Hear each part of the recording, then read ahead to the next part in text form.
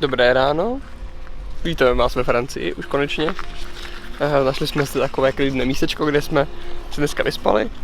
Já jsem říkal, už jsme stali. Martin samozřejmě nevstal, takže teď jdeme zbudit Martina a pojedeme už konečně na další místo. Já už jsem dávno vzhůru. Kecaj, nemají pravdu. On zase zapomněl boty. Po druhý! To není pravda vůbec. Tady! Chvilku jsme popojeli a teď se jdeme podívat na něco, co jsem našel. Měl by to být nějaký kaskádovitý vodopád či co. Uvidíme, není by tam vyznačena ani cesta k tomu, tak se podíváme, jestli je to vůbec možné někudy projít. Vodopád byl nedostupný, vidíme ho jenom ze zhora. A ano, močí. Jo. Nyní nastal unikátní jev a to je to, že se nám všem třem chtělo jít, nebo začalo chtít na velkou. V jeden moment. Takže jsme si našli někde nějaký veřejný hajzlíky tady a po cestě jsme se podívali, je tady, jmenuje se to Glaciers de Silence, tak asi. Je to, opravdu nevím, co to je, tady vám napíšu, co to je, abyste to věděli, ale my se tam každopádně podívat. Dámy a pánové, už dlouho tady scháníme záchod, protože se nám strašně všem chce na velkou. A jediné, co jsme našli kolem, bylo tohle prostě.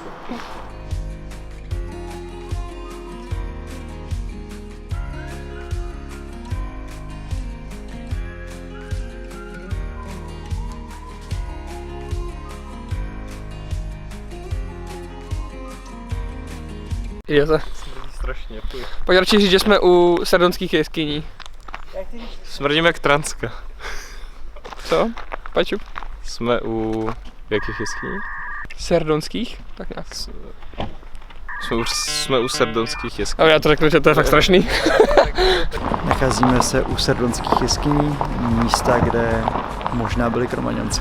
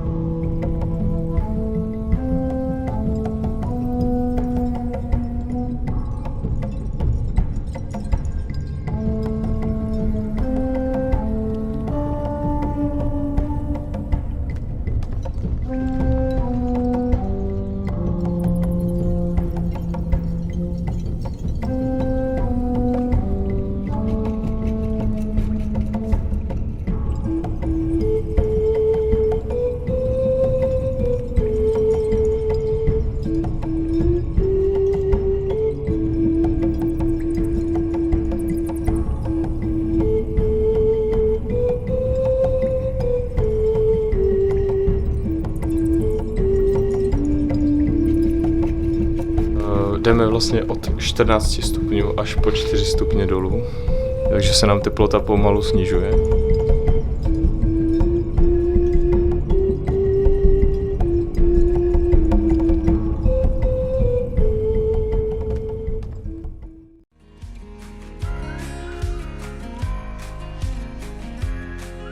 U městečka La Balme jsme se zastavili, abychom se podívali na jejich místní jeskyně, protože jsme v jeskyni ještě samozřejmě nebyli, že ano?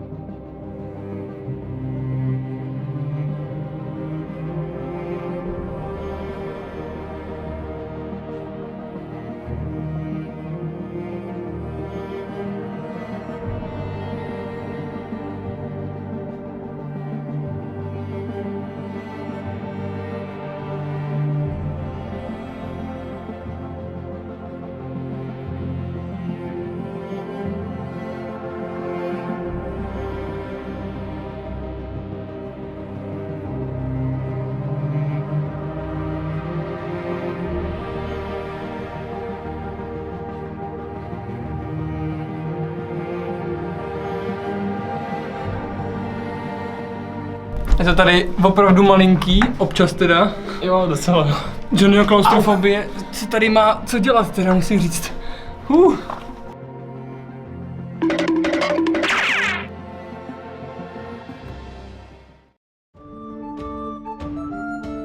Přijeli jsme k nějakému středověkému městu. nevím, jak se to jmenuje, tak vám tady napíšu, jak se to jmenuje. A jdeme se podívat dovnitř.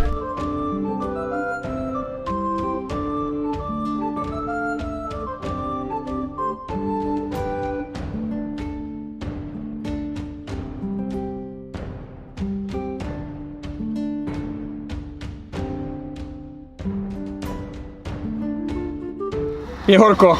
Jdeme se vykoupat všichni zase do místní říčky.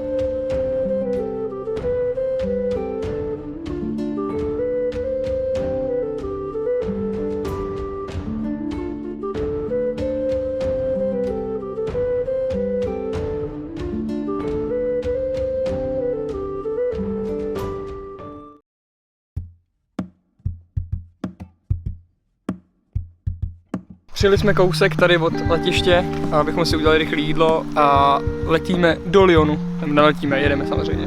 Vážení přátelé, jak můžete vidět, venku prší, takže původní plán jet do Lyonu padá a rovnou vyrážíme na jih směr Avignon. Přepadl nás déšť, popravdě nevím, jak se to městečko jmenuje, každopádně chčije jako z konve. Tak jsme si řekli, že si pro nás pojď nakoupit do místního chodáčku, jmenuje se Carrefour, tak nějak. A jdem nakoupit nějaký základní věci, chleba třeba, který už nemáme dlouho.